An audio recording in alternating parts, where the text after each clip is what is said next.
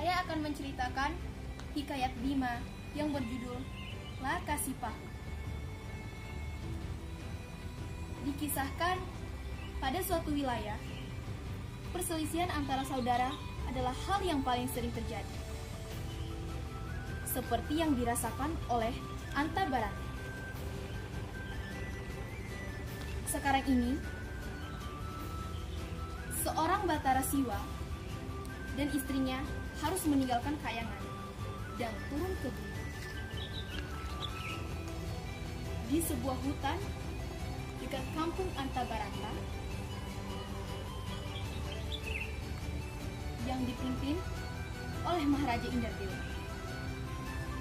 Batara Siwa hidup bersama istrinya dengan keadaan yang sangat buruk dan serba berkecukupan. Di kampung itu, ia menamai dirinya dengan Lakasipahu. Ia yang semulanya adalah raja, kini berubah menjadi seorang pengemis. Orang-orang kampung sangat tidak menyukai mereka. Bahkan, pernah sesekali Baratasiwa dan istrinya pergi mengemis untuk meminta makan. Mereka melemparinya dengan batu, hingga tubuh mereka terluka parah. Ini seringkali terjadi, dan lagi-lagi mereka harus kembali ke hutan dalam keadaan yang sangat buruk. Namun, mereka tetap sabar dan tabah. Sekarang, istri Lakasipahu sedang dalam keadaan hamil.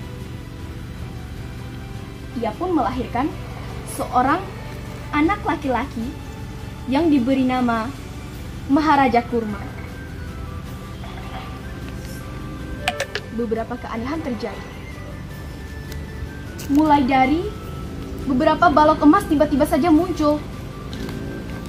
Dari mana asalnya? Dan juga pandangan orang terhadap Lakasipahu berubah.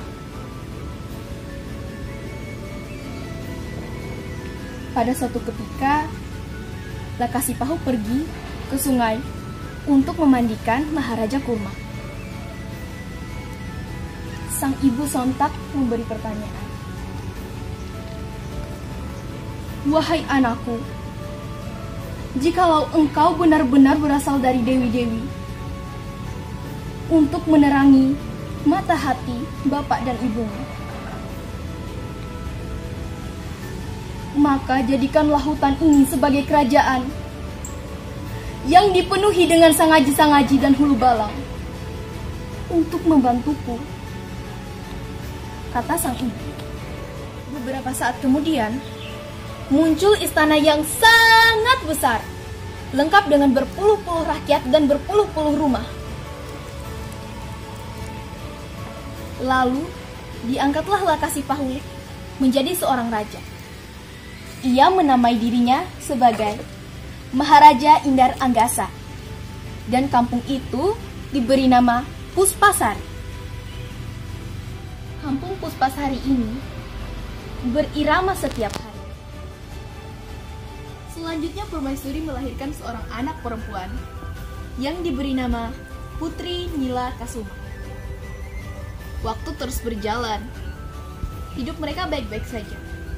Sampai pada akhirnya, kabar itu terdengar kepada telinga Maharaja Indardewa. Ia kesal, tetapi tidak diperlihatkannya.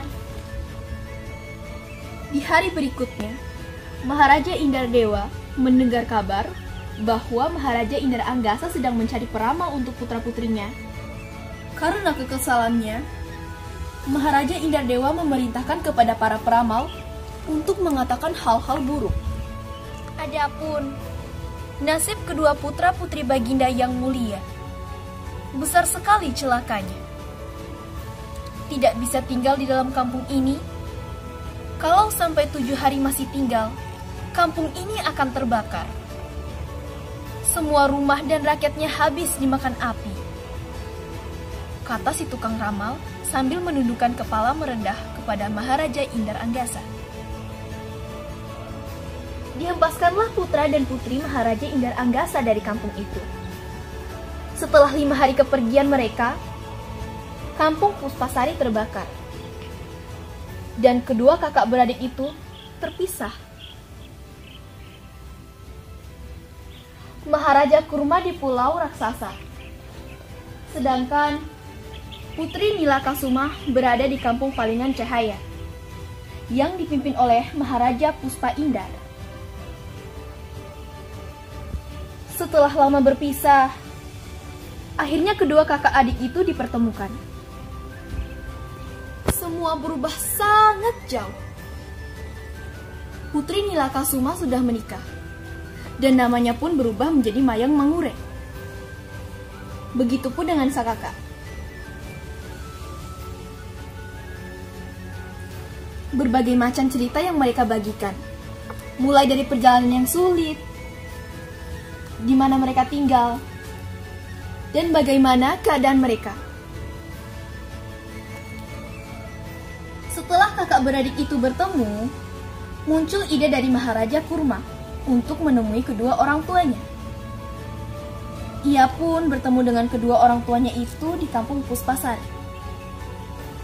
Sebelumnya, mereka saling tidak mengetahui bahwa itu adalah orang tua dari Maharaja Kurma. Mereka sedikit berbasa-basi seputar anak dari Lakasipahu dan istrinya. "Kemana anakku kau suruh pergi?" tanya Maharaja Kurma. "Begitulah adanya anakku. Saya sudah kena fitnah orang yang mengatakan bahwa kedua anak itu pembawa celaka yang sangat besar. Oleh karena itu, saya suruh orang untuk membuangnya," ucap Lakasipahu dengan sangat sedih. Memang begitulah hidup ini. Menurut perkiraan saya, mereka tidak terlalu kesulitan.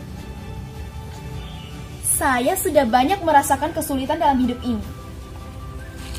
Sudah berapa banyak perjalananku pada gunung-gunung yang tinggi, pada lembah yang sangat luas, dan pada sungai yang dalam. Untuk apa melakukan itu semua? Tanya keduanya. Sudah tidak tahan dengan itu, Maharaja Kurma pun mengenalkan identitas aslinya dan menceritakan perjalanan panjangnya. Hal itu tentu membuat kedua orang tuanya menangis terharu. Mereka saling merangkul. Beberapa hari kemudian, Maharaja Kurma pergi menjemput adiknya dan istrinya Cahaya Hairani, beserta adik iparnya. Namun sebelumnya, ia membuat kerajaan yang begitu besar dalam waktu 1 malam. Peperangan pun terjadi karena munculnya kerajaan baru yang dipimpin oleh Maharaja Kurma. Maharaja Indar Dewa tidak terima akan hal itu. Peperangan antara Maharaja Kurma dan Maharaja Indar Dewa berlangsung cukup lama. Dan pada akhirnya, Maharaja Indar Dewa tewas ditikam Maharaja Indar Kurma.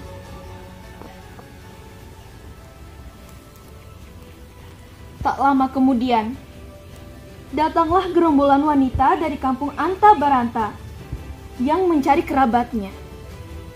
Mereka bersama permaisuri. Siapa permaisuri itu? Tentu saja istri dari Maharaja Indar Dewa. Ia menangis sejadi-jadinya melihat mayat suaminya dan menikam dirinya sendiri. Kemudian, kampung Anta Baranta dipimpin oleh Raja Bujangar Indar, saudara dari Tuan Putri Cahaya Hairani. Semua telah diatur dengan baik, dan tentu saja sempurna. Setelah itu, Maharaja Kurma mengadakan pembagian pakaian kepada rakyat Puspasari, karena sebelumnya mereka mengalami kebakaran. Semua masalah telah selesai. Tidak ada lagi peperangan. Kemudian, Mayang Mangure pun kembali ke istana bersama dengan suaminya. Ialah Raja Mangendarsri. Dan Maharaja Kurma membawa pulang Putri Cahya Hairani ke tanah Cina. Karena asalnya dari Cina.